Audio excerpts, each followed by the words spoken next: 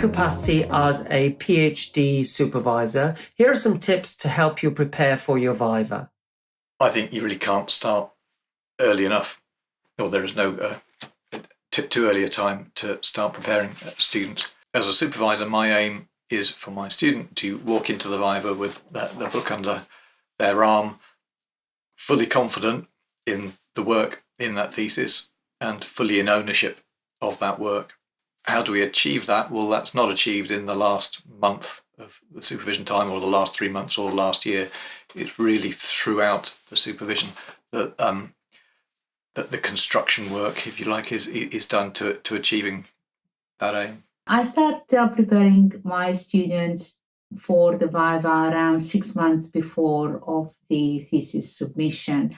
And the reason for that is that when students look in sync at the writing of the thesis and the presentation of that thesis or the defense of that thesis, they see more areas of improvement in the thesis itself that makes them thereafter stronger in the defense. So I ask students to think about the why, to think about the impact that their work would have on various sectors or various areas of technology and society. I ask the students to think about the Viva at that time because it shapes the way they write, it shapes the way they think about publications, and it allows them to maximize the benefit of the 6 months, of the last 6 months in the PhD program for and towards a successful thesis defense. The first idea is that the student should own the thesis, and that's really from as soon into the PhD program as possible. That means that they are responsible in a core way for the production of the idea, the development of that idea, and that they lead the thesis fundamentally. And this really helps when you come to the exam, because it means that the examiner is never left with the impression the student defers too much to the supervisor for the responsibility for any particular idea. The first tip is to reflect on and to note any feedback that you receive from your supervisors. This could be written feedback or feedback in your discussion with your supervisors. You will find that the examiners may well pick up on things that you've already discussed. For example, why you chose a particular research approach, why you did your data collection in a particular way, how you did your analysis, why did you choose a particular software, or if you didn't, why did you not use a software to do your analysis, and so on. So all of these aspects are things that are quite likely to have come up in your discussion with your supervisors, and useful for you to reflect back on these to help you prepare for some questions that may come up during the Viva. The postgraduate thesis Viva is one of the most daunting things that anybody ever goes through, really, when they've done postgraduate research, spent years preparing their thesis, and then they have a couple of hours to defend the work that they have done over that time.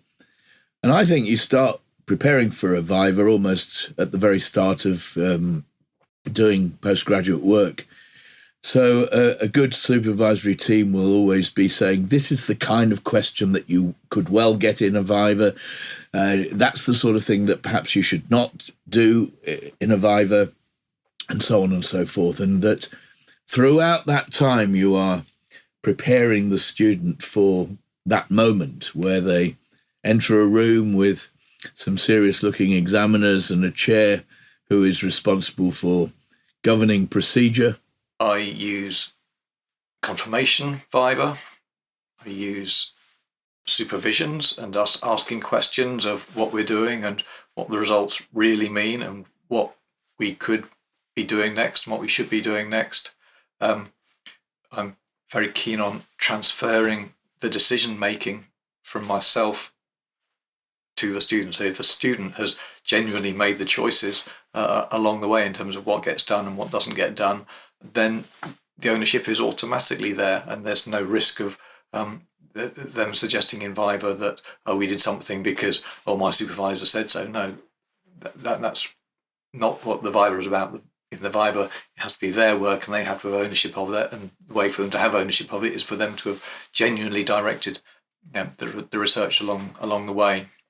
I mentioned the 60 or 70 questions bank and the mock Vivas, and indeed we run with the students 3 or 4 mock Vivas for every student that I take a part in educating at PhD level. And some of those Vivas are going to be with the whole team and everybody asking questions and going through the run of the Viva as you would be in the real event, starting with the presentation that the student gives and following on with the leadership from the external examiner, the key questions, overall holistic questions about the thesis, and so on and so forth, all the way to the very detailed questions that both examiners, the internal and the external, tend to ask chapter by chapter. But some of those mock Vivas are different. They are organized to be led by somebody that has spent very little time on the thesis, and it's asking common sense questions, much broader questions that the students generally have more trouble answering than they have answering the very, very technical, very detailed questions. So a few mock Viva models with a few types of mock examiners will prepare the students relatively well, in my opinion. The mock Viva is a very important part of preparing you for the Viva. Every university and every supervisor has a different way of doing this.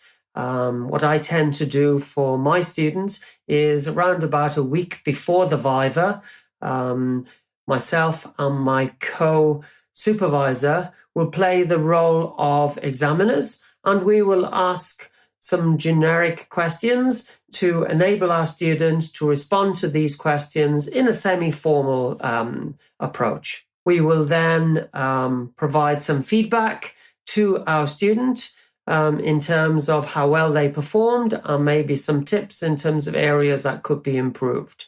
So we usually have not just one mock Viva, but 2, and that just is to allow the student to go back, think about it, have another go.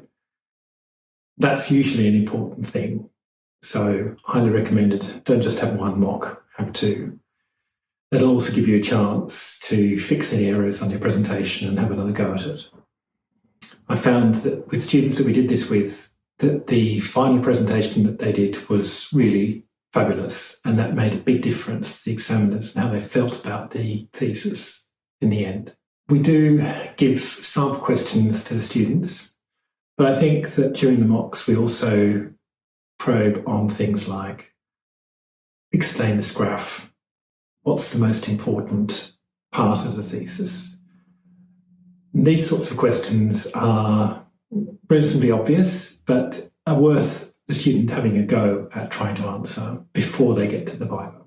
In terms of advice that I would give students, I would say definitely look into where your examiners come from, meaning come from a technical viewpoint, from a values viewpoint, from publications viewpoint, what projects they lead, where their strength is, what their specialism is, and what they think is right in terms of methods and methodologies for researching the type of research questions that they approach, because those examiners have been selected because they would entertain very similar research questions with you as a student, and thus they would adopt potentially very similar methods to the ones that you have used in your thesis. So more than anything, I would like to ask my students to become very comfortable with the examiner's approach to answering research questions and defending those in their own work. Another thing I really focus on is after a presentation that the student's given, be it a poster or a talk. In a talk, I will say say to them in advance, I'm going to say nothing. I'm just going to be an observer, and then we will reflect on how the experience went after the event. But we will always do that follow up. How did the presentation go? How did the questioning go? Were there any questions that stumped you? Were they reasonable questions or were they unreasonable? Let's unpick them a little bit and think about how alternatively they could have been responded to. Because responses to questions is what the Viva is about, and therefore taking advantage or taking best advantage of those high pressure situations and responses to questions in those settings can be very useful in terms of preparing for a Viva. Plus also we might get a different perspective on the work because of the insight that has come to us from whoever it is that's asked that question. So yeah, use talks and posters, pre-Vivas for confirmation, and as much as possible using supervisions to instill this confidence in the work and make sure that the work that goes into the Viva is as high above the bar as we can make it. They need to have a presentation that's the right length. The first part of that is it should be reasonably short. A long presentation is not needed for this. I would say about 10 slides. It's a good limit. Naturally, it needs to be really carefully checked over. No errors or mistakes anywhere on the slides. And they need to be really clear, crisp and clear.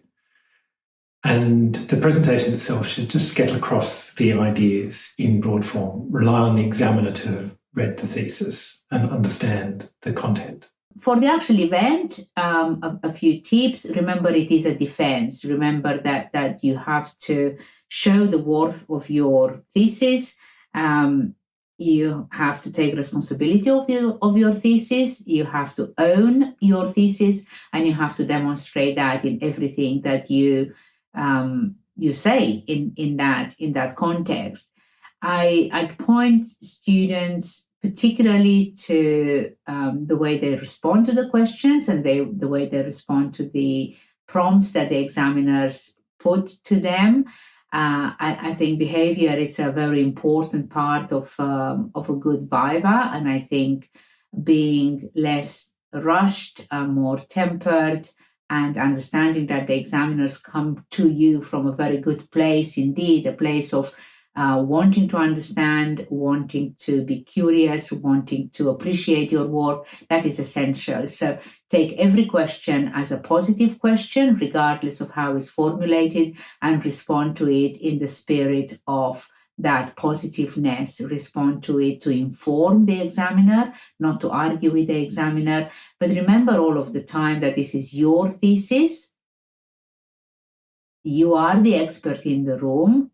And at the end of the day, if you are convincing your examiners with elegant responses to their questions that your processes, your method, your way of working in the particular detail was right, then that's a success for you. And it's a success for them as examiners that they enabled you to shine. Take every opportunity to attend conferences and to present at seminars, internal seminars or cross-university seminars, or even online seminars that you have the opportunity to present. This will give you the confidence to present your research to external audiences and also give you the opportunity to respond to questions that come from the audience. Don't over-prepare, but you still need to be familiar with the work in your thesis. But do remember that you've been working on your research for 3 years or longer, so hopefully you should know your work inside out. So you don't need to memorize specific things, but you just need to be familiar with what you did and how you went about your research. Remember that you will have a copy of your thesis during the Viva. So again, if you need to refer to your thesis, then take every opportunity to do this. And this may be particularly relevant when it comes to looking at diagrams or figures or so on.